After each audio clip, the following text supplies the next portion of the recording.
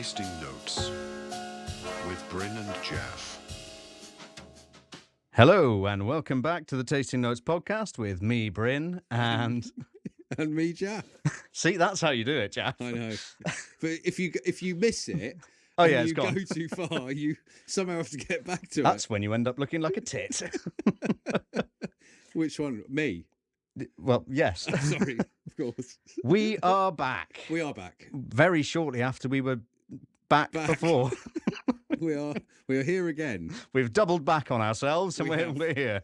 And why are we doing it early? Because I'm going to download. Bryn's going to download Am to I? work in a dark hole. I'm all packed. I'm ready. This doesn't surprise me. You I- normally I've- pack at least 2 weeks before any. I have been known to pack over a week before a festival. I know this. Do you know? Oh, this is fun. I was packing today, Yes. and the rucksack that I've used to go to festivals Yes. for, well, every festival I've ever been to, basically. Okay. This rucksack, my dad bought for me Yes. 26 years ago, Yes. So 2000. 2000, and I tried to tighten the strap. Oh, it's broken. Well, it just shredded. I mean, 26 years is good. It's bits of it have just started shredding and falling away. Yes. I I think you might need to turn me up a little I'm bit. going to turn you up a little bit. I look to be very small. Hold the fort. I'll keep talking. It's 26 years service, though. Is not bad. It's pretty good, and it's been 'Cause up that means multiple you- Monroes. Listen to you and Many your Monroes. That means that you could potentially... 26 years of dedication to one place is rare and definitely something to be proud of. Chaff, why is my pocket talking to me? God, I'm going to read this. What nerve? My- then? My phone has just said that is actually an incredible milestone. 26 years of dedication to one piece is rare and definitely something to be proud of. I heard it. It said that's what it read to us.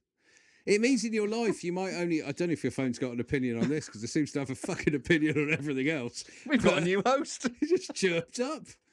How bloody rude. It's not even connected to the internet. Everything's connected to the internet. Oh my God. You could potentially get through your life only using 3 rucksacks. Yes, I could. Or 4 if you live to 100. Well, I don't want to live to 100. Well, you might do. I don't want to. You could be the next Attenborough. Oh, I'd like to be the next Attenborough. Oh, well, there you are then. I don't want to live to 100, though. I like the way that David Attenborough's come out and said he knows that his life is drawing towards the end of Of course it is. 100. I mean, yes, I think it is, mate. Do you think there will be a national holiday for his funeral? I think there will, and I think there should be. Potentially. I think he is the only celebrity I can think of who, when they die, they will actually have a national holiday. Yeah, potentially. It'll be David Attenborough Day. I just find that, I mean, I like the idea of it, but I like some major acknowledgement of his passing. But I find national holidays have Well, everyone just goes and gets pissed. they've sort of taken on a different... That's why they don't do them anymore. Imagine you just go and get pissed in a pub and watch Attenborough documentaries. I mean, that's all it's become. Well, that was a tangent. It was, yes, and not an arc one. Whee! Whey! How are you? Very well. I'm as Good. well as I was 4 4 days, days ago when ago. we last did the podcast. Nothing's changed. No, I've been nothing's changed for me. fairly busy, but we've... So I think it's important to tell our listeners, many new listeners we have, Yes. many who have enjoyed getting in with a chance of winning some free wine and vinyl. Without me shouting at them, which is wonderful. It's been very nice. Yeah, you didn't need to put your vest on. Not yet. Well, right. I am wearing one. Well, yes, you're not shouting at people though. Not yet. So we are going to do an extra week on our Portuguese journey. That's what I was going to say. Yes. Because we are going to start our new journey next week, which could be really interesting for you. I'll be fine. Oh, absolutely. In my continuously optimistic way, it'll be absolutely It'll be fine. Absolutely fine. We don't even know where we're going yet. No. You leave that to me and Jake, and You we'll can present you with our findings. Whisk me away to any part of the world. Yeah, we'll work something out over the weekend. But however, so we got an extra bottle. Yes. And I had to go to a major supermarket for this one. Which major supermarket was that? This actually came from Waitrose, which is Lovely. not somewhere where I shop, but I know their wine's better than the shit they sell in Yes, it is. Tesco. And it's actually reasonably priced as well. £7, this. Nice. So this is called the Sardine Submarine. It's very Wes Anderson. Very Wes Anderson. It's a Portuguese red wine. It's a blend of Trincadeira, Tinta Castelao, we've done one of them, Syrah, Tempranillo, and Alicante Boucher, which is what we had last That's week. what we had last week. So it's a whole blended affair. Dive through the narrow streets of the Alfama district of Portugal's capital city. Can you dive through a street? Hang on. I don't think you can dive Hang through a on. street. You'll hurt yourself. Like a submarine. Well, that's even less likely. You can't dive through a street in a submarine. Somehow resembles the city's clattering yellow trams. Ah, okay. So it's a yellow submarine. And absorb the delicious aroma of sardines being grilled outside. Right, I don't want that in my life, thank you. Do you not like sardines? No, I don't like sardines. Oh, they're lovely. I no, like sardines. I don't like sardines. I do like sardines, and this apparently goes well with sardines. So just enjoy this, but not the sardines. I will. I don't like... It's what? I mind don't mind the crispiness of a sardine if it's pan fried properly. Okay. The flavour's not great in my opinion. I like a sardine. Oh, well. Proper ones. Well, yeah, as opposed to those fake ones. Well, no, but you can get some real. Yeah, I mean, I cheap don't want shit. sardines from a can. No. Although my uncle used to eat them on bread. I've got some in the cupboard. Oh, have you? Because I bought them so Lemmy can try them. Okay. There's that man with the tin fish guy. Oh, on God. Instagram. He got a bit boring quite quickly, bless him. Yeah, everybody went mad for him, and then he's got a bit big for his boots, I think. Has he? No, he started doing. He does like pop-ups in places. And, he's one of them. Right. Anyway, so this is a blend, and discover how 500 miles of Atlantic coastline enriches the food, wine, and culture of Portugal. I don't know why I've written that down. I'm not sure what that came from. Oh, it's about the estuary of the River Tagus. Ah, right, okay. This is where all the grapes are grown. So yeah, I mean, label-wise, that is a 5. It's got to be a 5. You can't give that any Absolutely less. has to be a 5. It's got a tram fish submarine thing. It's like Wes Anderson does the Beatles. It's perfect. Yes, I approve. It's a crack. Well, that's out of 4. Out of 4. Could be a good one. Are you ready? I'm ready. Awful. Absolute shit. It was one of the worst cracks we've ever had. A 0.5? Yeah. It can't be any better than that. It's awful. It was terrible. I could barely hear it. I feel sorry for it because, oh dear. It's because the cap's made of sardines. It wasn't It's a good squelch. It wasn't a good crack at all. And I tried to beef it up. That's 2 weeks in a row we've had a bad opening. It is, yeah. Right. Okay. That's got a bit of something interesting about it. It does. It's red, but it's quite it's almost Ribena red. It's like it's pretending to be dark, but it isn't actually dark. Absolutely. It's misleading. Because if you look from the top, it's quite red, but see-through red, Ribena red. I've got a square of... Oh, it's coming from the laptop. Oh, How okay. weird. Yeah, I've got the same at the bottom. Yeah, that's really strange. That is, yeah. That's not happened with any other wine. It looks a little bit cheap. Yeah, it does. It doesn't have a meniscus. It doesn't look luxurious at all. No, it doesn't. Do you know what percentage it is? Let me have a little swill.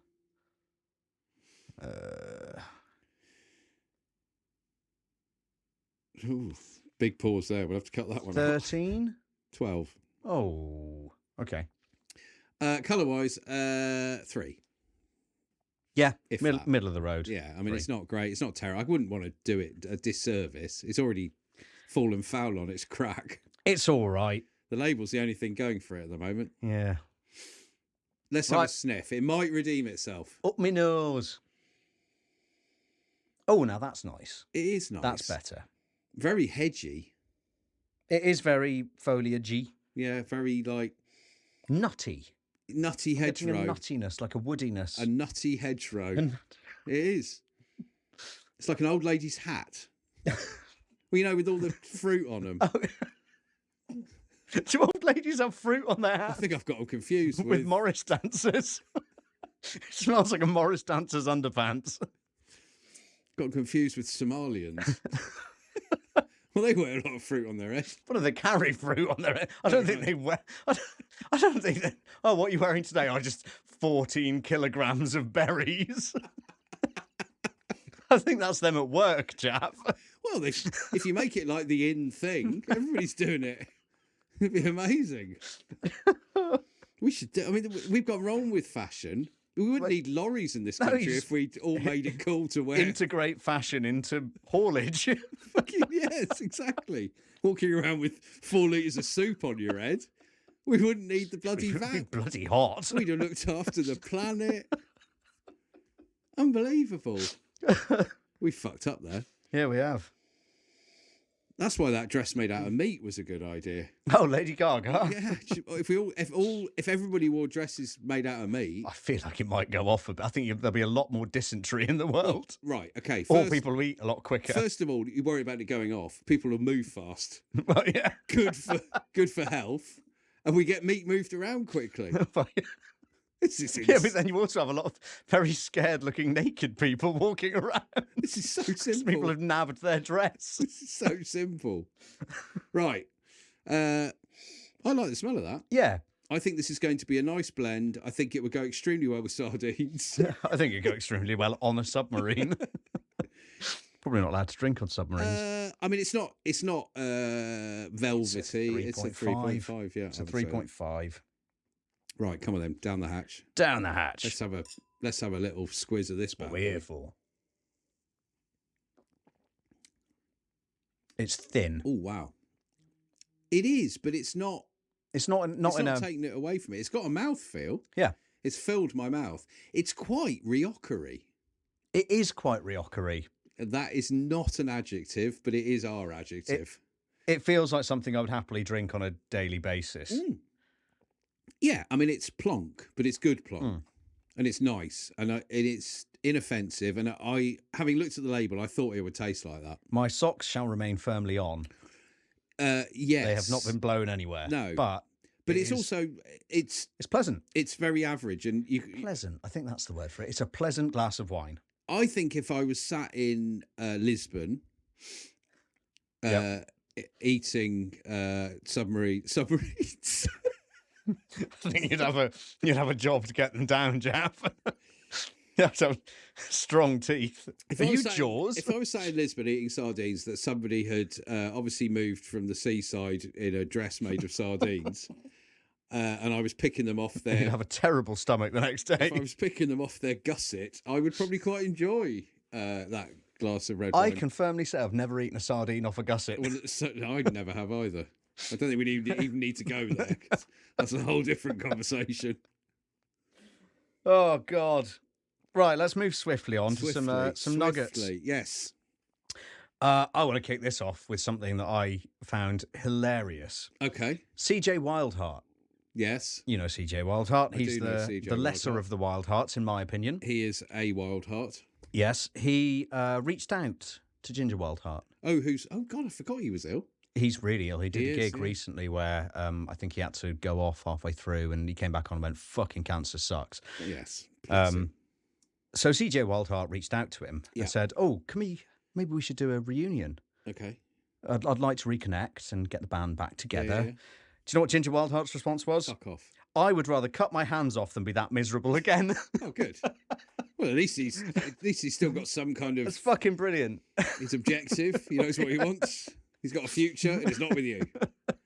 Good. Yeah, they did have a spectacular falling out. Oh, they've had many, haven't they? But I think the last one was quite substantial. Yes. So I like that. That made me happy. Good old Ginger. He hasn't changed. I also like that. Do you know what made me happy? What made you happy? David Vincent of Morbid Angel came on with Venom and sung a couple of their classics. Yep. I don't give a shit because Venom Inc. toured and Tom out of Devastator came on and had the best time of his life. He sung, I think he sung black metal, or he sung one of the, I can't remember which song he sung. But he came on with Venom Inc. because obviously there's now 3 different. Yeah, it's hard Venoms. to keep track. Venom It's Inc.'s like Batushka. touring with, it is like Batushka. Venom Inc. are touring with Devastator. Tom put up a wonderful video saying this is a childhood dream come true, and he absolutely nailed it. So Amazing. good on him. Loved it. Made me smile. That makes me smile. It was good. I've got something that made me smile as well. Okay. It's something this Lemmy. is all about smiling. It is. It's all very. I've got nothing sad. There's nothing sad on my list of news. I also have nothing sad. It's a jolly week. I've got something that Lemmy said to me. Not the Motorhead Lemmy. My son Your Lemmy. yeah. I was talking about a band, and I can't remember who it was, but I said, yeah, they've been around. They just released. In fact, it might have been the Real Mackenzies. Okay. And I said to him, yeah, they've been. I had them on, and he went, oh, this is really great. I love this. And I said, yeah, they've been around since 1992. And he went, and they're still alive. Jesus. I went, you cheeky little shit. He's got no sense 1992. He's got no sense of time yet, has he? That's incredible. How long does he think people live? Oh, about 10 days, apparently. Amazing. He's a daddy long legs. Your son's a crane fly. So that made me chuckle. Did you see what Bruce Dickinson's been up to? Oh, not in the bloody tank. Oh, it's wonderful. Well, it is, but I mean... Doesn't he have the best life? Bruce does. Dickinson just does whatever he wants to make himself happy. I think the only thing I would say, there's nothing wrong with it because they've been doing this for years and obviously it's all part of the Maiden thing, but this promoting the machinery of war is just getting a bit much. We've had Spitfires, we've had all sorts. Now he's turning up in tanks with Ukrainian flags and all sorts. It's like the machinery of war has become a bit of an issue in society here, Bruce. He's still like, hey, I got a tank, best Uber ever. I mean, you can look at it like that. I just looked at his happy little head sticking out the top, holding the flags, going, this is great. I mean, yeah, he did love it.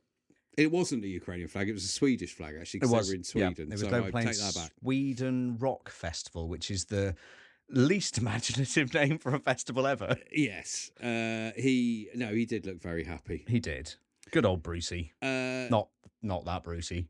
Not that Brucey. You're going to download, and Yes. it is being headlined by Guns N' Roses. It is. And there has been a long. It's been called the Holy Grail of unreleased Guns N' Roses stuff, which was a documentary called A Perfect Crime, which was about their 91 to 93 tour, with part of which was with Metallica, and it was like the Use Your Illusion tour. It was the big one, and they were all fucked up, and it ended up with the whole of Guns N' Roses splitting up after it, pretty much. There was a documentary. There was a documentary, and it's always been renowned as being like the Holy Grail of unreleased footage. It's finally half of it has been released somewhere online. I haven't seen it, but I read an article about it, and it said the partial version leaked online includes footage of after show parties with waiters dressed as Roman legionnaires, fans in various states of undress, a pig served on a platter and lederhosen clad dancers, plus Axl Rose receiving treatment from an osteopath on an airport taxiway. Sounds like the most boring documentary ever. We've been waiting fucking 40 years for that. I mean, it sounds unusual. It's a weird party that would be. I read it and I was like, I don't think I'd want to watch any of that. No, it sounds a bit dull. Yeah, it does. I don't want to see Axl Rose getting back therapy. Waiters dressed as Roman legionnaires. I mean, who wants that? Fans in various states. What do these fans look like? Various states of undress. I mean, no, thank you. No, that doesn't sound fun at all. No, so I mean, I'll watch it if it gets released, but probably won't bother. Oh dear. So there we are. I've got a question for you. Okay. And I don't know if you're able to answer this as you're not a parent. No, I'm not. I don't like children. They're horrible little fuckers. Yours are all right. Well, I know, I agree. They're all little fuckers. Yours are all right, but most of them are horrible. I went into school to pick my children up the other day. Yes. And I have not ever really thought about the T-shirts that I wear. No. And I went in wearing a Disgust T-shirt that on the front of it has some sort of soldier with body parts blown off. Oh, yeah, okay. Bruce would have liked that. He would have loved it, yeah. He's into the machinery of war. Yeah. And it made me think, what is appropriate to wear when I pick my children up? Cradle of Filth, classic. Well, that's the one. I don't think I would absent-mindedly wear that to. I mean, I think most things these days are. I think it's times have changed. I think most things are fairly acceptable. But you're not going to walk in a prostitute disfigurement T-shirt or something, are you? I might well have done. Have you got one? I haven't got one. I don't actually have one. No. No. I've never really thought about it until I got back and went, "Oh yeah, there's limbs." Yeah, I don't know. I mean, it depends your audience, doesn't it? Well, children between the age of foreign. Did they tell you not to wear it again? They didn't, no. What did they say? They didn't say anything. Oh. It was only when I kind of left, I went, Oh. I just realised what I was wearing. And I did get some looks. Yeah. Yeah. I mean, we live in art. a fairly unique kind of crowd who you probably don't get in primary schools, mainly. Other than Lemmy. And his, he thinks everybody's going to die next week. Well, so he does, yeah. it doesn't matter to him. So, yeah. I've got Dr. Dave. Oh, have you? For the first time in a while. Yeah, I couldn't really find one. This is a classic Dr. Dave. Is it? It's not dissimilar to some we've had before, but I thought I'd bring Somebody's it up. come out and said it's going to be the heaviest album we've ever recorded. No, it's more not news than that. Oh, okay. Jesse Leach from Killswitch Killswitch, yes, has I like said Jesse. Killswitch Engage will probably work on new music in early 2027. Excellent. That doesn't mean he will. It just probably will. It doesn't mean they will, but what it is a bunch of guys who need to know they need to stay in the press, saying something vaguely Exactly. nothing just to stay in the press. Classic Dr. Dave. Classic Dr. Dave. Dear old, I do like Jesse. I but do like obviously Jesse. Howard his cleans were better. His cleans were better, but Jesse's got better. Hence, when they did that song together, it was It the was best Killswitch so song good, they've wasn't ever it? done. Yeah. They should do that. They should do a full album. Be They amazing. should have just had both bloody singers. They get on all right, so They why should have not? just been a two-singer band. Yeah. Because they would have been, I think they'd have been great with two vocalists. Yeah, I Absolutely think they brilliant. would. They could have shared them out and they'd just, Yeah. fucking fantastic. Should we talk about some big albums? Let's talk about some big albums. What do we want to start with? I mean, we had the second Converge album, didn't we? We did. Hum of Which- Hurt. Hum of Hurt, which nobody was expecting the first one, really. And then we got another one. I mean, having two Converge albums in a year is a fucking wonderful thing. It's mad. And I can't even remember how many albums they've done now. This is their 12th. Right, okay. So it was 10 before this year began. Yeah. Nice. Yeah. Amazing. Yes, I mean, it was Converge. I loved it. It was definitely more mathy than Love Is Not Enough. It went more Jane Doe. Yeah. I mean, I think we have differing opinions here. I prefer this I to prefer Love Is Not Enough. But that's not to say this is. I really enjoyed this. This as well, is just more chaos. Yeah, just Love Is Not nuts Enough off the had a wall. groove that I just never seen Converge do. I think it was that video for the first single, which wasn't Love Is Not Enough. I can't remember the name of I it. can't remember. But that, I was like, guys, you've locked into something so cool. I thought Love there. Is Not Enough was great, Yeah. but this is just so fucking wild and unexpected, and It is. it's just the chaos that I expect from Converge. Yeah, it's. I think they did. They describe it as emotional hardcore, but it's got that feel about it. Yeah. And it does sound weirdly. I said this to you earlier. There are places where he almost sounds like Barney. It goes a bit Napalm Death. It does go a bit napalm. It's crazy but for like, Converge. kind of mathy napalm. Yeah, but Yeah. I suppose the speed that Napalm are playing it is quite mathy anyway. Yeah. In it, it's not. But you know what I mean. That's why they're fitting on a bill like Arctangent. Yeah. Do you know what the name refers to and what the album is about? No. This Oh isn't- yes, I do. I read about it. Yeah, it's interesting. It's So, something to do with the sound in So it's about certain the hum. places. Yeah. so the hum, and I've heard about this before. Okay. It's an unexplained phenomenon where roughly 2 to 4% of the world population Yeah. constantly hear a low frequency rumbling or droning sound that sounds apparently a bit like a diesel engine. Yeah. No one else can hear it. It's just this 2 to 4%. And they've basically reframed it, as like a metaphor for like pain and psychological yeah. issues and stress. And Yeah. I think it's a really cool, It it's a is. cool concept. It's probably just the backing track off one of Blood Incantations. Well, it probably is. Should we go there? Let's go there. Let's go to Blood Incantation. Yes, I think we probably should because Have they that released does an lead on- album? Is it an album or is it just They have released what we can only describe as a kind of improv synth-esque backing to their recent documentary. Yes. Now, I love ambient drone. I love cosmic stuff within it. I love classical music. this is not the best representation of any of those things. No, it's not. fine. It just sounds like backing tracks. It does. But it has been presented by Century Media on license from the Stargate Research Society, which I think is brilliant. They've created this whole very autistic world for so themselves. nerdy, aren't they? It's amazing. It's great at what it is, but the way they've presented it with all these add-ons and posters and DVDs and all sorts, I mean, they put the time and energy as though it's a full album. it's like Absolute Elsewhere Part 2, but it's not. It's just, yeah. it's very listenable, but I just think if you're going to do this in this genre, there are so many better things out there. That I do like. Well, they've done this for one of two reasons. Either they've done it as a cash cow. As a cash cow. Yeah. Or they've done it because there's something really hilarious about the fact that they've released one of the best albums of the past, let's say, 10 years. Yeah. If not longer. And they're following that up with a soundtrack, a half-hour soundtrack to a documentary about making one of the best albums of the past. I know. There's something wonderfully just hilarious about that. I have nothing but love for Blood Incantation. I think they are phenomenal. It's just, he released the backing track to a documentary.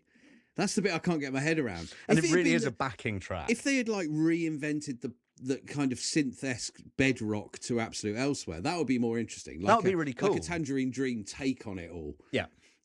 Or even just go a bit, kind of get some...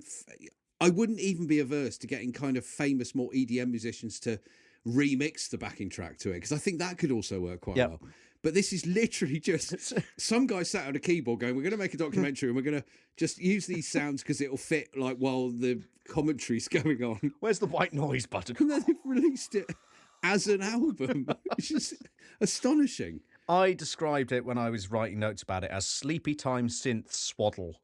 That really fits. It's, I mean, wonderful to go to sleep to. Yeah. Absolutely perfect. I can't think of any other reason to listen to it.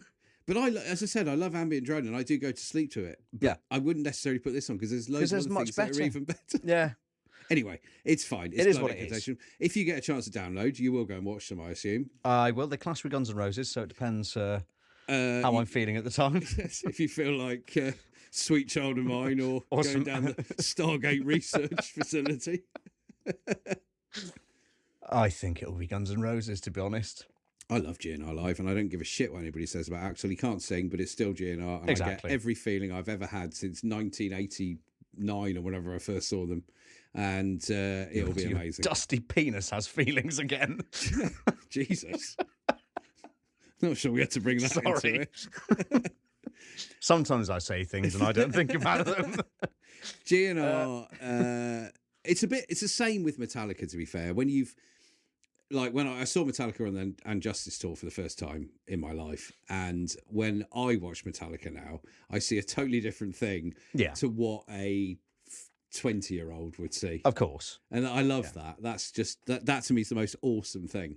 That brings me strangely onto something I was going to talk about later. It was actually going to be one of my mentions, but this works quite well, so I'm going to talk about it now. Okay. There were 3 albums that came out this week from bands that I loved when I was a teenager. And you didn't not metal albums. They were kind of more alternative indie stuff. Like, well, I'll say the names of the bands. Death Cab for Cutie. Yeah. They've got an album called Transatlanticism that I absolutely adore. It's an incredible album. I know the album, but I can't remember how it sounds. But I do know Death Cab for Cutie. So they brought out an album this week called I Built You a Tower.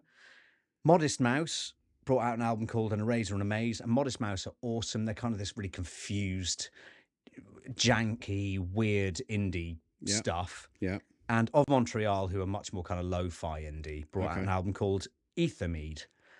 All 3 of them didn't do what you wanted them to do. Absolutely not. I just a hat trick of disappointment listening to them. Do you think it's very music of a time, though, those sorts of bands? Like, the time now is not where you are as a person in life and where the world is. It doesn't quite fit well. I don't know if it's where the world... I don't know. I think I've musically moved on a long way from that. Yeah. But the albums that I loved from that time, I will always love. And I do listen to them fairly regularly. Yeah, I get that. And I enjoy them. But Do I want any more from them? Possibly not. I'm quite happy to just enjoy what they've already got. Again, similar to we're talking about Metallica, for fuck's sake. I don't give a shit about most of the stuff since Load, to be honest. Yeah, exactly. And I'm not going to. I don't go and watch Metallica anymore anyway. Really, although I am. I was about to say you're going in 3 weeks. Know, but I'm going with a friend who Lie. bought me a ticket. Friend who bought me a ticket. I wouldn't have been going otherwise. However, when I go, I'm not going for. There must be a lot of people who are going because of 72 fucking seasons. I only listened to it once. I might have to re-listen. I don't know if there is a lot of people going because of that. Surely not. I think there's a lot of the younger generation who will be. These guys are still picking up new fans. Yeah, but it's because it's Metallica. Yeah, but these albums must be doing something. Nah, I don't think want so. any of them. If the Beatles had continued because John Lennon. Sorry, I was going to. You did like the glasses. I was going to say the specky bloke died.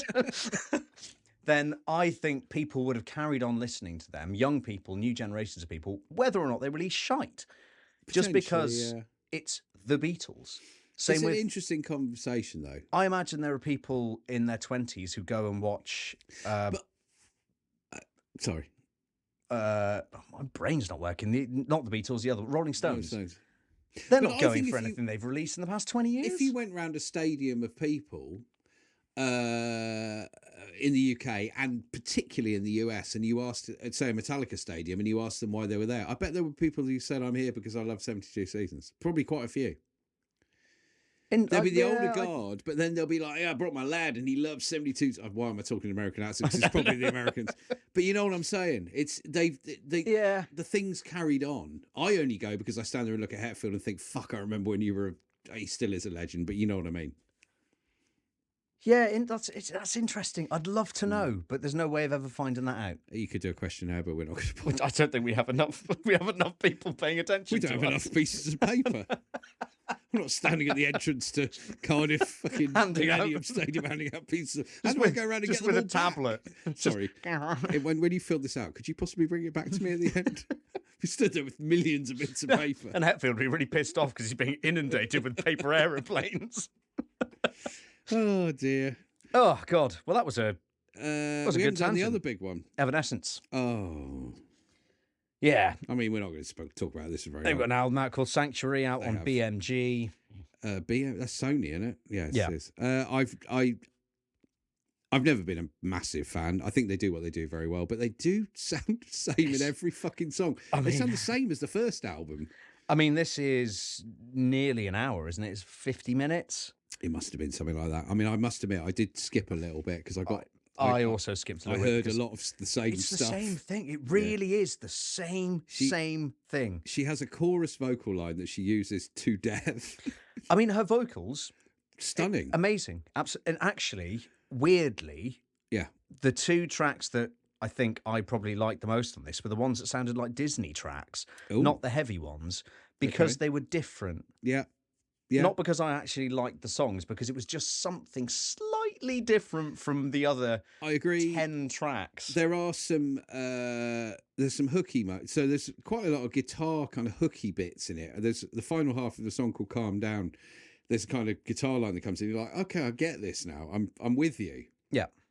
But then it eventually evolves into yet another chorus that sounds exactly like every chorus Evanescence have ever done throughout their whole career. I think my issue with them, despite them, I mean, it's not really my kind of music. It's very much and they new do metal, but they do what they do great. I'm not knocking this, but they have differing intensity and heaviness to their songs. But what she does remains the same. Yeah, that's the issue. She could be singing to an acoustic guitar. Yeah. And she'd be singing exactly the same way she would if it's 4 heavy distorted guitars, a double kick pedal going. It's the same thing.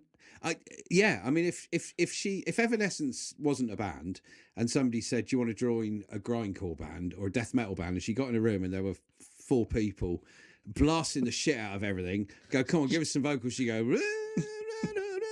And it wouldn't sound bad. It's that same bloody vocal line. But it wouldn't sound bad. It would just sound the same. Yeah. I did also think the opening track, which is Beautiful Lie. I mean, yeah. It sounded like... Do you remember when Madonna in the 90s went through that gothic stage? It sounded so similar to That was just after she had the pointy boobies, wasn't it? It was, yes. Yes. That was the, yeah. That was That was Vogue. the, And then she yes. moved on to And then she went all like dressed in black and flailing around. Yeah. Yeah. Sounded like that. Yeah, I mean, Amy Lee, I think, has a fantastic voice. I think Evanescence have always done what they do well. They've got, I mean, she said that the album Sanctuary was a manifestation of what she said when they were supporting Metallica in Australia. Oh, okay. She said something about, this is my sanctuary space. It was the greatest thing that ever happened to the band, which I'm sure it was. You're supporting Metallica in Australia. Yeah. But I think she's a very genuinely decent person, and I think what they do is brilliant. It's if it's for you, great. It bores my tits off. If you can sit through 50 minutes of that, you're a better person than I am. Yeah. But that's not a disrespect to them. No, it's that's not. Just personal taste. Yeah. Do you want to have a wee? I'd like to have a break, Jaff. We said we're not going to talk about weeing and urinating on the podcast. Oh, did we? Well, you brought up something dreadful about my genitalia just now. Yes, Jaff, I need a wee. Okay. Okay. Shall have a quick wee. We'll have a short break and we will be back. So cue the music.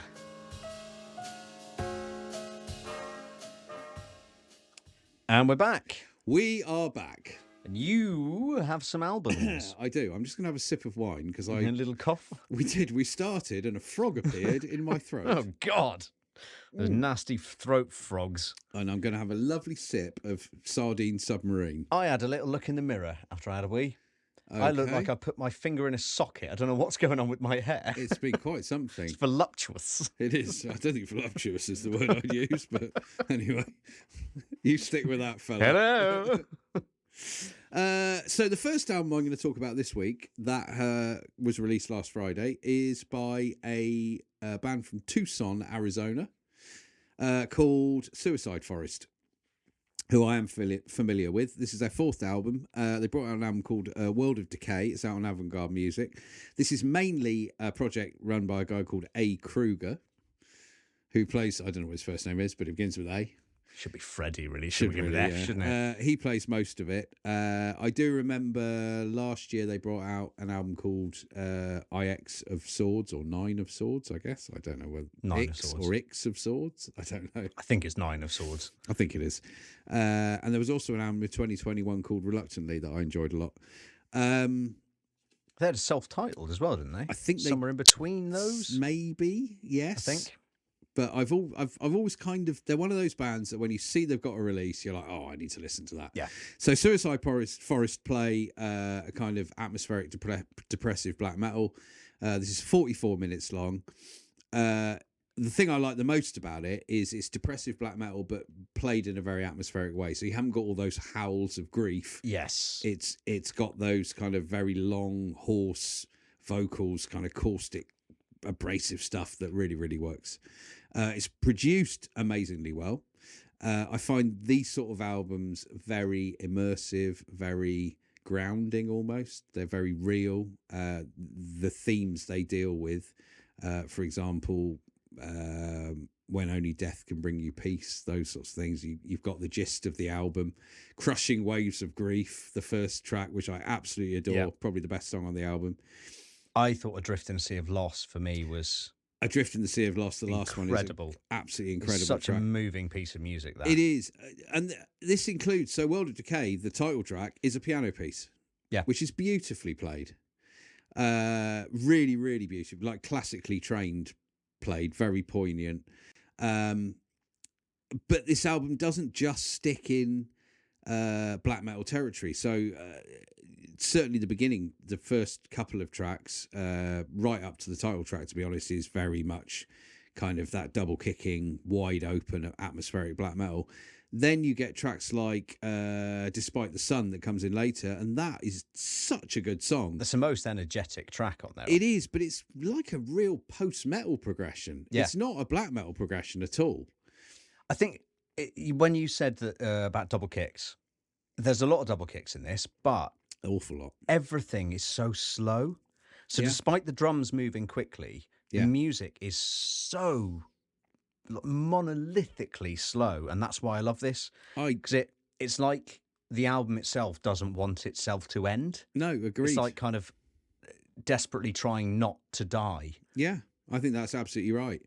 And I find that quite liberating. It feels like a holistic piece of art in music that is trying to capture something so painfully real, but does it in a way that, as you say, you invest in it and you don't really want it to end, which I think is brilliant. So yeah, I mean, Suicide Forest, which always makes me think of that Japanese forest where everybody started hanging themselves and they were having like 100 suicides a year. And you get those like YouTubers who go there and you're like, Jesus Christ, people always think have a little bit of modesty, dignity. The one interesting fact I did remember weirdly in my head is I think the Suicide Forest in Japanese, the place name, I can't remember the name of it, translates as the Sea of Trees, which is what King Lizard and the Gizzard Wizard called themselves until somebody pointed out it was really, the translation of the Suicide Forest, and they didn't changed know their that. name. I would keep my name if I knew that. I think they did a track called it on their first release or something, but they didn't want to get kind of labelled. I assume when King Gizzard and the Lizard Wizard doesn't really fit their kind of... No, and it was kind of at the time when lots of people committed suicide. Yes. So yeah, Suicide Forest, I can't fault it. Absolutely brilliant. Avant-garde, to be fair, always deliver the goods. Yep. And this is another one. If you like your, in particular, atmospheric black metal, but with a pretty sad tinge twist, to it, this will tick all your boxes. And another label that always deliver the goods. Oh, beep, beep, beep, beep, beep, beep. Oh, what's that? Oh, it's my pelagic buzzer going off. It's your annoying phone talking to us again. 26 is a number between 24 phone. and 20. No, it's not. 25. Oh, Hiroshima. Oh, Hiroshima. Is it Hiroshima or Hiroshima? Japanese people say Hiroshima, wouldn't they? I think they would, yes. So it can be either. Hiroshima. We're back in Japan. We're back in Japan. We've got Suicide Forest, now we've got nuclear bombs. Oh, God. They've had a rough time of it, Japan, haven't they? Oh, Hiroshima. I love the name, Oh, Hiroshima. I love the band. They're not from Japan. They're not. They are from Sweden. Sweden? Oh, Bruce. Wait, what? Oh, cool, of course, yeah. With his little tank. He invaded them. He took a Swedish by himself on one tiny tank. He did pretty well, to be fair. He got quite far into Sweden. He took a Swedish Uber. So, Oh, Hiroshima have an album out called And the Dead Tree Gives No Shelter. Oh. What a wonderful, wonderful image that shoves into your brain. I thought the cover art was so Murakami, who is also a Japanese author. Yes. Stunning. Absolutely stunning. This is their fifth album. Yes. It's their heaviest. I don't hate describing things as heavy, but it is their heaviest album. They have always kind of relied on much more kind of post-rock territory with vocals. Yeah. So it's not that kind of just twinkly guitar line post-rock, but they've always been super cinematic. But on this record, they've kind of gone a little bit post-metal in places. There's some, certainly on tracks like Meridian, it moves into Amon-Ra territory, but not heavy Amon-Ra, just their more, kind of progressive parts. Absolutely. But they retain their kind of, their trademark is being able to write these beautiful cinematic songs. Yes. And they retain that. They kind of almost made post-metal more accessible by releasing this record. I would agree. I mean, Servant of All, which I think was the first track. Yes. Yeah. That has a chorus line that is built to be sung by thousands of people all amazing. At the same time. It's so anthemic. It's ridiculous. It's incredible. It's cinematic, anthemic, all those words you want to use. It's stunning. But it still has this weight underneath it. So it's not that kind of anthemic thing that you want people to sing just because it sounds cool to sing it. No, it's not like that at all. No, it's not like living on a prayer. No. It's about as far from living as a prayer as you can get. But it's really gets in your head. It's a worm that you want to sing along to. Yeah, it does. And it gives that feeling of just like unity as you're listening. You can see yourself surrounded by loads of people singing along to that. I agree. It's such a good track, that. Just on that track, there's something really clever in it. I don't know if it was just me or whether they've done this deliberately, but the track starts and there is whatever's going on is going on. And then there's this building guitar line that almost halfway through the track seems to just get louder and takes the track to almost a volume that is slightly above where you started from. Yeah. So it feels like the album almost starts twice. Yeah.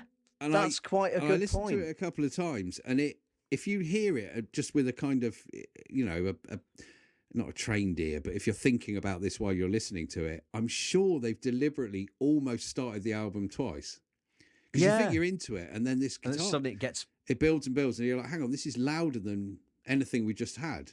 But it felt quite loud before. I get that. I'll double check that's a really it, good but point. I don't think I've ever heard an album do that. It was No. really clever. I had noticed that. One thing they are very, very good at is use of panning as well. Yes. So when that first track starts, it's so far on the left that you kind of is my right speaker working? Yeah. Or is my right headphone working? Yeah. But then everything just kind of I mean, I builds never know around what's it. working anymore. Is my ear working? I've got a clue. Is your dusty penis working? Oh, Sorry about that. Hetfield. I love the vocalist from this band as well. Yes. He's got a similar kind of way of singing as Tom Smith from The Editors. That's were a an band that interesting really like. comparison. Yeah. One of the best bands to come out of that kind of early 2000s indie scene, if you can call them that, in the UK. Yeah. He's just got a really, it's a commanding voice, but at the same time, it's so in tune with the not in tune, as in so. Yeah. It fits the music. Yeah. He's going with the arrangements not Rather trying than sitting to, above them. Yeah, agreed. Yeah. I mean, it's a stunning album. There's two tracks in the middle, Tree of Life and Broken Sunlight, that I think are...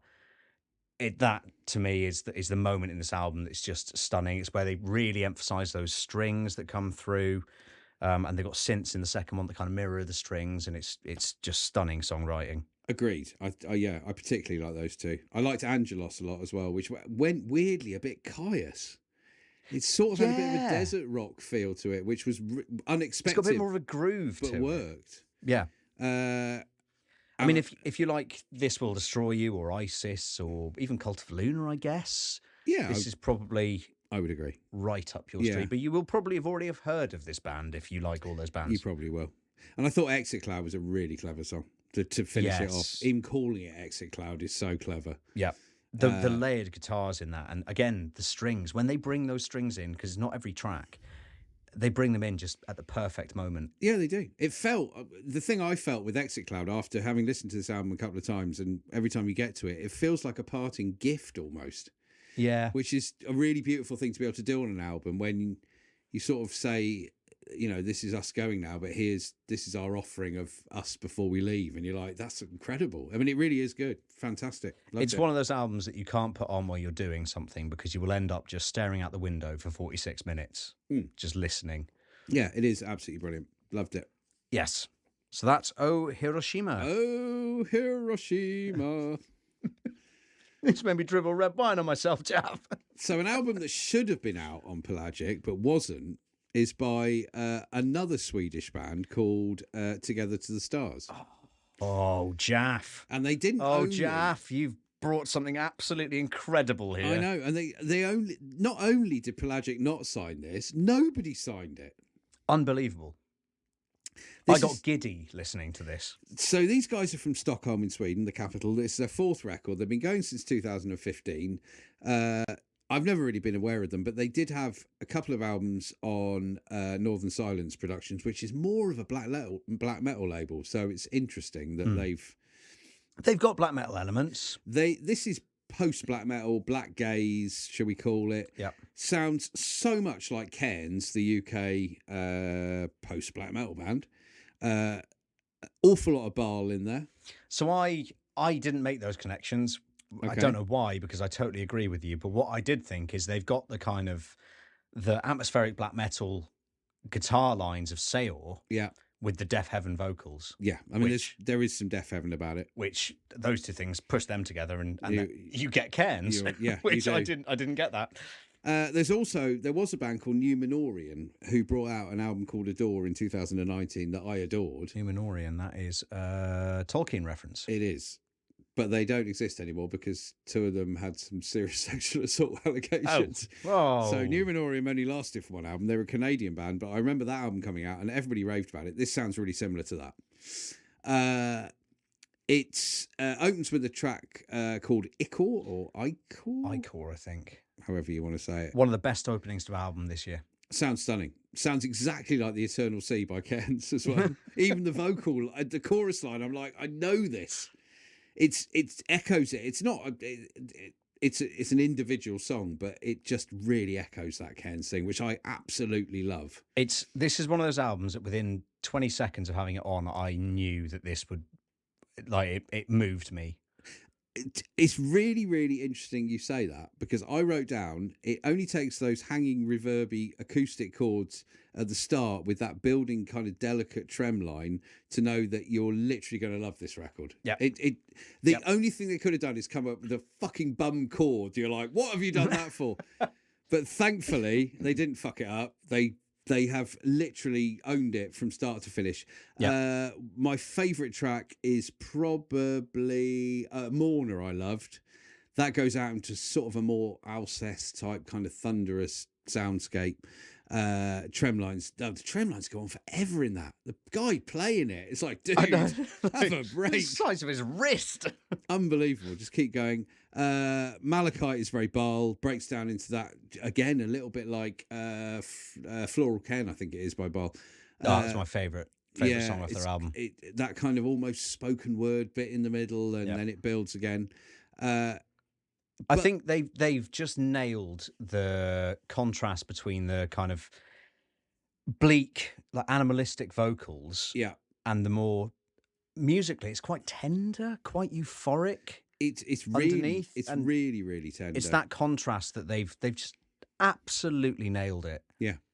2 other things I'm going to mention. One, there's a song called Pale Asters, and I didn't know till the other day that the national collection of aster flowers in the UK is at Malvern, which is only just down the road. They have every species. There's 220 species of aster. Bloody That hell. was totally unrelated to this album, but I read something. Are we going to go and look at them? Should we go and look at the asters? Let's go and send a near, photo to them. It's near Three Choirs vineyard, so we could perhaps pop in and sample some English wine. Sounds like a lovely day trip. It does. And the other thing I was going to mention about this is they do, places sound quite similar to the US atmospheric black metal cross post black metal cross folk project Panopticon. And they chose to call their last song Panopticon, which was a bit weird. Yes. Because Panopticon do sound a bit like them. They do a little bit. I don't know whether that was an accident or a happy accident or deliberate. Who knows? Yes. But this is a great record and really unexpected. Yeah. I'd not heard of them good. before, and I was so pleased when I listened to this. I need to go and check out their previous albums. Yeah, it's great. Together to the Stars, Iridescence. Go listen to it if you like your Baal. If you like your Baal. Or your Death Heaven. If you like your Baal, you might not like Ooga Booga. Interesting. You might do. I mean, there's a lot of elements in here, but Baal probably isn't one of them. I don't think so. So Ooga Booga, or is it Ooga Booga? I don't know. Yeah.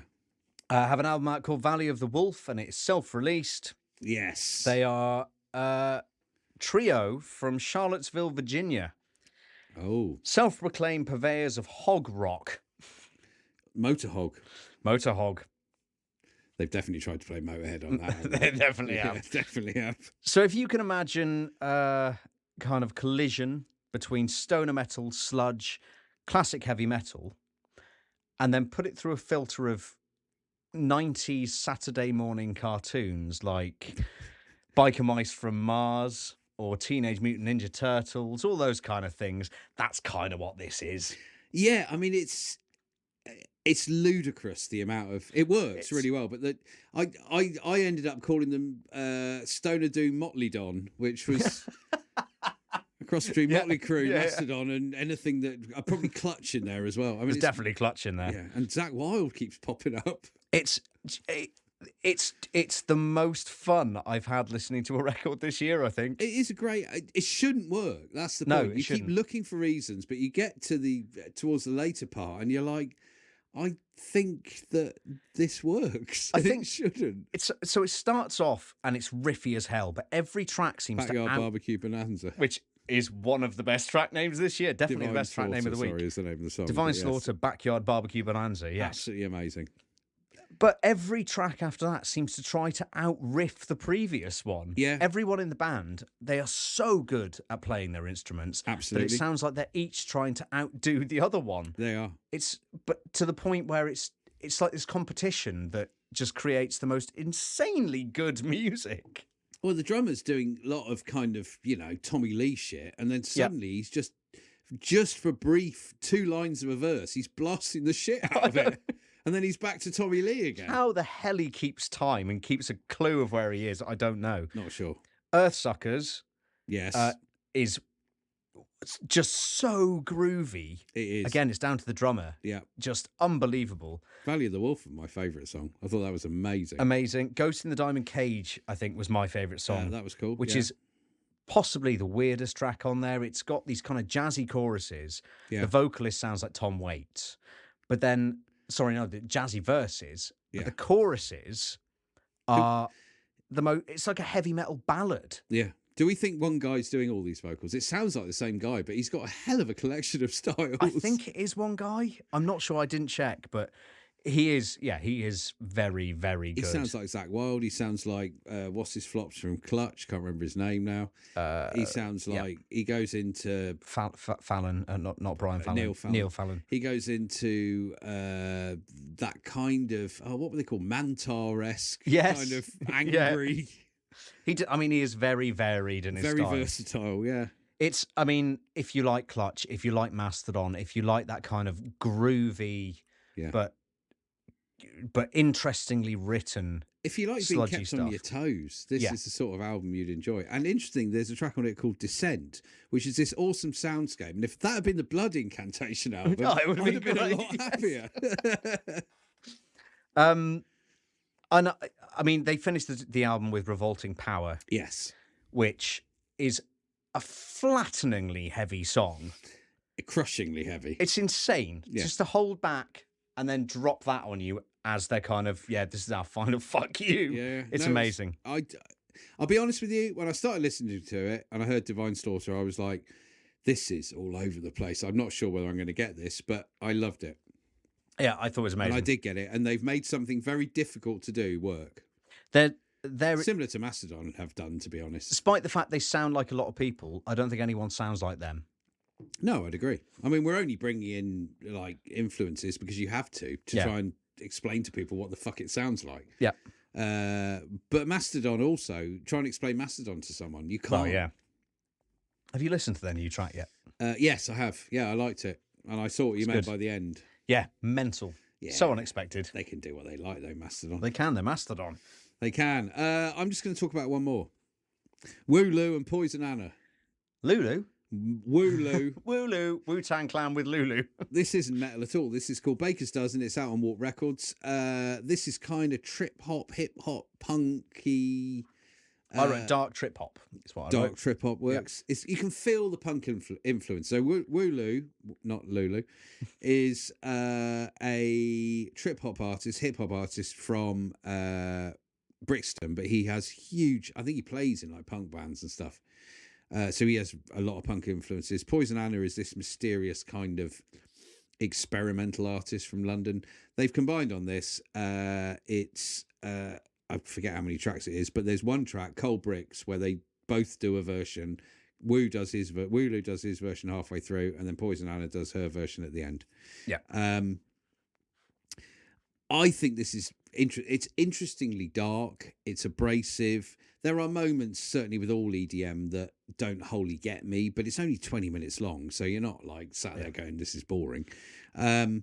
I think Poison Anna's vocals are, in particular, really impressive throughout this. She seems to be able to kind of flip between almost that fragility of Bjork, but then also, it's not kind of Mrs. Frighthouse-esque, but she has an ability to really carry dark moments. I think she's got a meekness to her voice that is it's this great juxtaposition against the kind of hip hop beats, which are really quite present throughout most of this. Quite aggressive. Yeah. In places. So her fragility, I think, works wonderfully. Yeah, absolutely.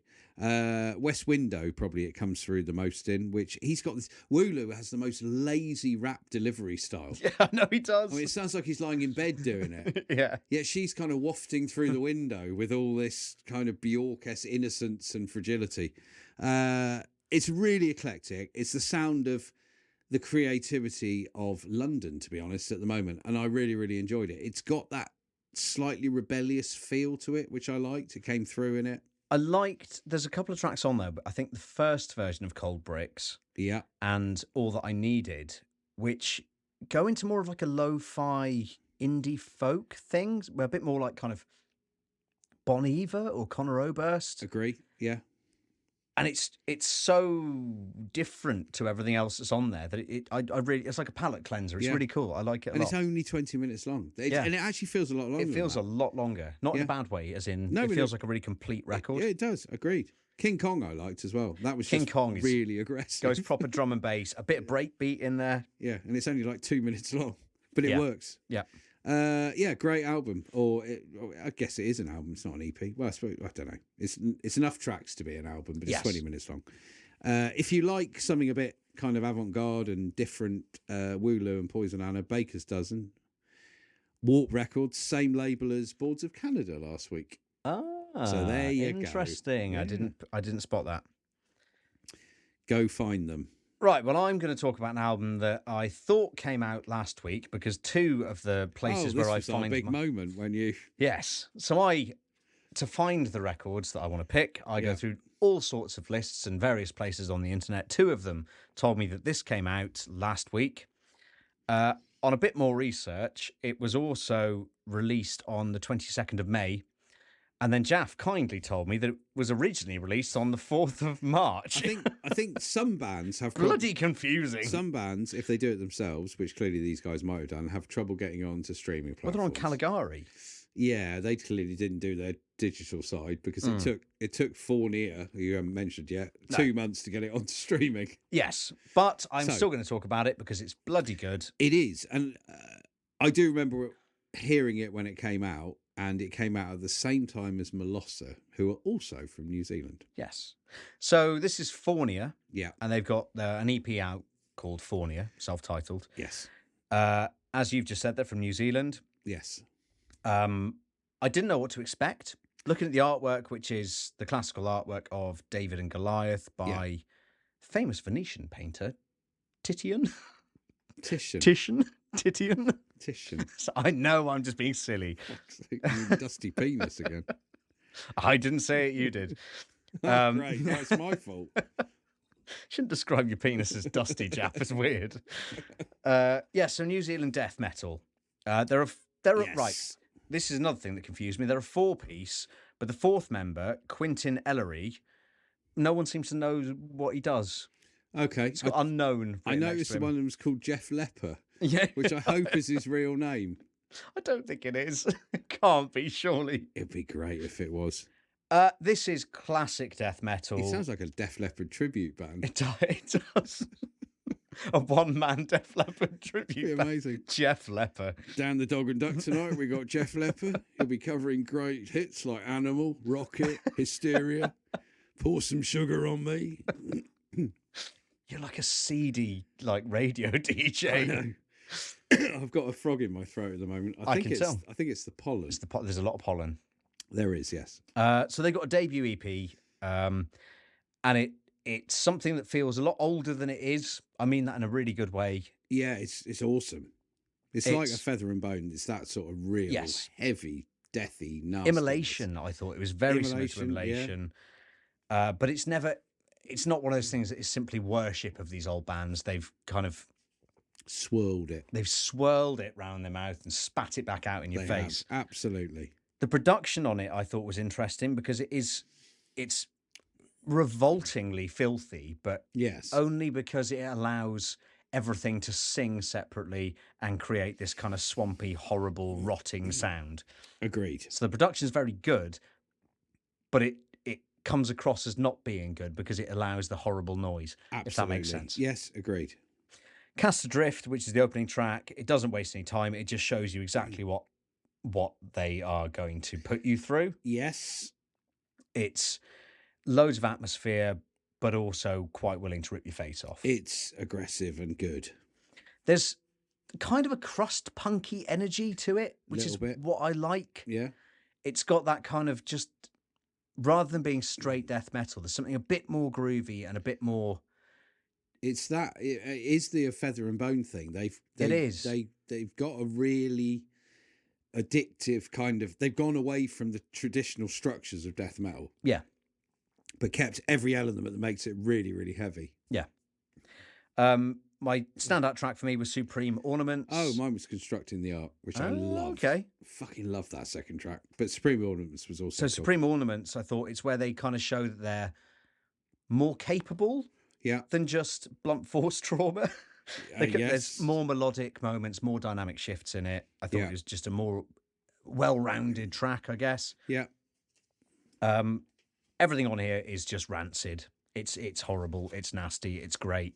It's a really good I loved it. Yeah. It's a good EP, and I'll be interested to hear what they come up with. Yes. As an album. I think also, interestingly, I think they could have easily made this an album. Yes. By putting in an intro and some pointless interludes. Yeah, potentially. But the fact that they didn't do that makes this stronger. They've literally gone, we don't need to make this an album with these extra bits that we don't need. We just want to do what we do very well. So we're going to make an EP instead. Yeah, I agree. And I think they're in the right place to do that. Absolutely. Another band that are in the right place to do that, just in my mentions list, yes, is I listened to an EP, I wrote a review of it actually, by an Italian band called Kybalion, who have brought out an EP called Make the World Bleed on Non-Serviam Records.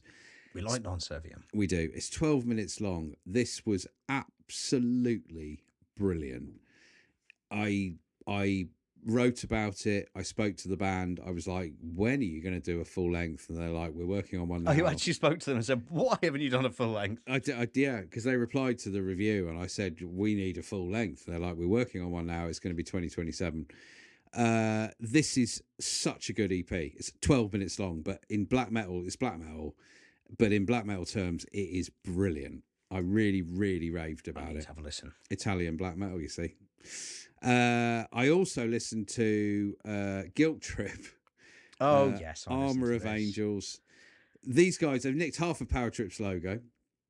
They're now on half of their name. And half the name. They're now on Roadrunner. They've nicked all of Roadrunner? Yeah, they've nicked all of Rob Flynn's squeals. Yeah. They're posting videos about having the biggest circle pits ever, which apparently are genuine, and they do look huge. They're Not in as that, big as nails. They're from Manchester. They're in that malevolence kind of circle pit. I see what we did there. Hardcore thrash. I think it's a bit meat and potatoes for me, this. Yeah, but I think they're going to be huge. But it's kind of my wheelhouse-ish, where I can respect what they do, but it's not wholly my thing. Yeah. They sit in a similar place to me as Mickey Mouse vocalist. Knocked Loose. Knocked Loose. Who I will be watching in a couple of weeks because they're supporting Metallica. Yes, you will. Knocked Loose, a band that are insanely good at what they do, and they are clearly driving forward the kind of the scene. I totally get all of this. It's just not.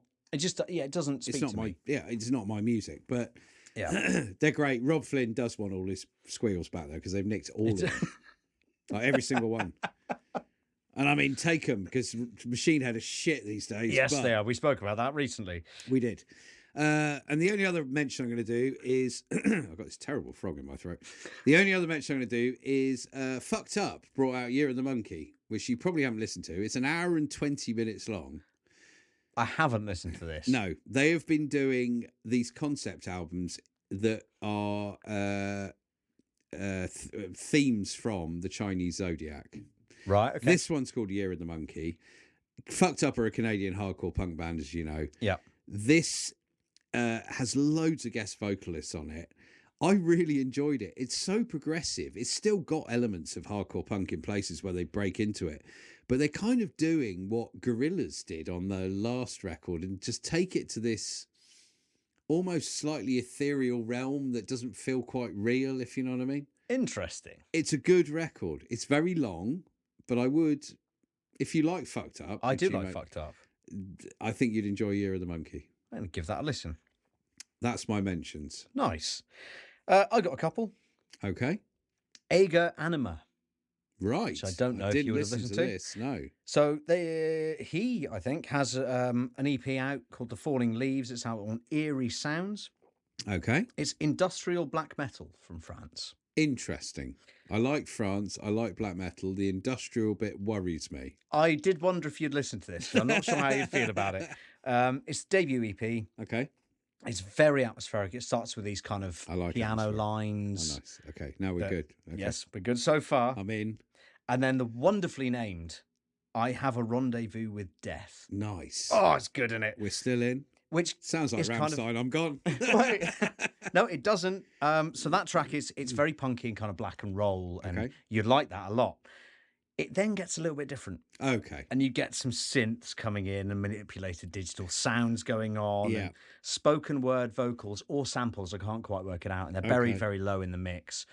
It's interesting. Okay. I'm going to It's check it not out. something that is incredible. It's worth listening to because I genuinely can't think of anyone who sounds like this. That's a good statement. Yeah, it feels quite upbeat Okay. and quite positive, but at the same time, it's also quite depressing and filthy and black metal infused, and it's interesting. It's worth listening to. I'd be interested to see what you think of I it. will check it out. And the other one, which I know you have listened to, that I have to talk about, is Survival of the Shittest by Oh. Gert. Yes. Yes, so they've got an EP out on When Planets Collide. It was all going so well. I love Gert. I They do. are a fucking great band. This EP goes really well. It does, and they are legends in the British sludge scene. Yeah, yeah. No, I'm all over There's this. 3 tracks here, The two of them are great. 2 originals and 1 cover. So Live Nation Dead Scene and Survival of the Shittest. Yeah, Absolute bangers. brilliant. E-tune guitars, groovy, riffy, cheese grater vocals, fucking awesome. Yeah. Everything I would expect from Gert. If they'd had one more track like that, I would have been happy and it would have been wonderful. It would have been a great EP. I would have done it as one of my 3. Yeah. But they didn't do that, did they? No, They thought it would be sensible to do a cover with the hell. with The Hell, who are I guess, sort of hardcore band, sort of. Ish, yeah. And the cover is No Limit. Yes. By the legendary 2 Unlimited, who probably Yes. will be playing the Village at Download somewhere. Well, I feel like Gert want to be playing the Village at Download by releasing this. Right, let me just start because I am going to be pretty fucking harsh about It this. sounds like you're about to be. I love Gert, so if you Yeah. are listening to this, guys, I think you're fucking fantastic. I've always Now I'm loved your going to music. destroy you. However, what the fuck are you playing at? Like, honestly, it is one of the worst things I've heard since Sleep Token put their masks on for the first time. It is utter shit. It's a bad choice of song. You've done it not very well because you've made it into this fucking Europop half metal bullshit. He's gone. He's gone. I don't understand why you did it. I'd Because, rather listen to Party Cannon. well, do you know, it sounds like Electric fucking Callboy, who are the Yeah. epitome of everything I hate about so-called metal music. It's fucking bollocks, and you shouldn't have done it. If I want to listen to Venga Boys, I'll listen to the fucking You've Venga been Boys. really waiting to let this one out. Sorry, I've got a bit worked up. I love you, Gert, but no, don't do it again. I must admit, I found it really nauseating to listen to. I think the thing is, I have a sense of humour. We both have a sense of humour, but there's nothing funny about it. No. It's just irritating. But it's also a very obvious choice. Yeah. If you're going to make something into like a party rock anthem, Yeah. pick something fucking weird. Yeah. It was. Yeah. I'm not a fan of 2 Unlimited anyway. No, nor am I. And It would be no surprise for you to learn. I also found the the no just were really forced. It was very it wasn't. Oh, my you've thing. just given me flashbacks doing that. I Sorry. don't like it. Yeah, no. So yeah, they go- would had they done a 3-track EP and this wasn't on it, I would have probably brought it as one of mine, or you would have done. Yeah. But no, I got to that and I was like, I can't even talk about this. It Now made we are. It made me sad. It really made me sad because Gert are so good at what they do. I'm sure they'll be playing Download Village next year with their party anthem. You'll be there working away in your little warehouse. Crying into my socks. I don't know why into my socks. You won't be wearing any because you'll probably be drinking better wine than the sardine submarine. And that's it. That's it. We've blasted. We've done well this week. Our listeners won't realise what we've put ourselves through for this, but in 4 days we've done 2 episodes, listened to God knows how many albums, and managed to have an actual life. Yes, and drunk 2 bottles of wine. Well, we've drunk more than that. We have, but we've had 2. Yeah, I mean this. Yeah, I mean This is all right. At the end of our Portuguese journey, it's plonk. If I was sat in Lisbon, it'd be lovely. Sat here, it's okay. It's a 3.5. 3.5. Perfect. It's not 3.5. offensive. No, it's not. It's what I. Do you know? It's the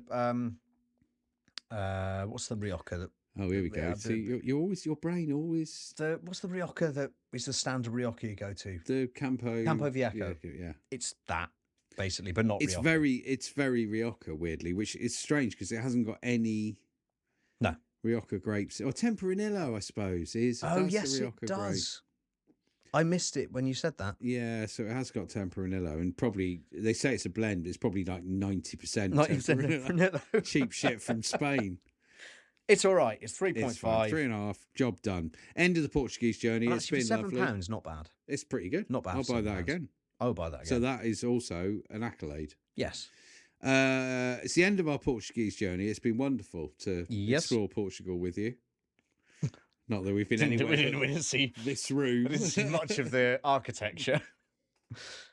And We'll see find out where we're end going up. next Yeah, week. well, Jake's been busy beavering away in his little wine hole. I don't want to go in his little wine hole. He's been I think it designing. smells in there. He's been designing charts. He's got a and bucket that he He's been uses sat for. there drawing on the wall, going right. If we go here, so he knows where we're going. Yes, He's been, he will lead us Yeah, it's been like 2 rabid dogs Yes. to the wine of the world. exactly, and hopefully he can just taste it and guide us through our journey, rather than we Not fall off a chair on a bus. yeah, we're not doing a 3-bottle week again. We did that again. We said we'd never do it It's a again. 2-bottle week, technically. Well, it wasn't because one. I made a bad decision. I bought a Magnum. It was I've never bought a Magnum of wine before, and I wanted to buy a Magnum of wine. It was a big one. So yeah, perfect. Right, We'll be back next week. yeah, I'll be a we'll- bit sleepier, probably. You'll be absolutely shattered. I will. But enjoy Download, I shall. and I will report back on what I've been up to next week. Yes. Secret things, Ooh, suspicious, mysterious.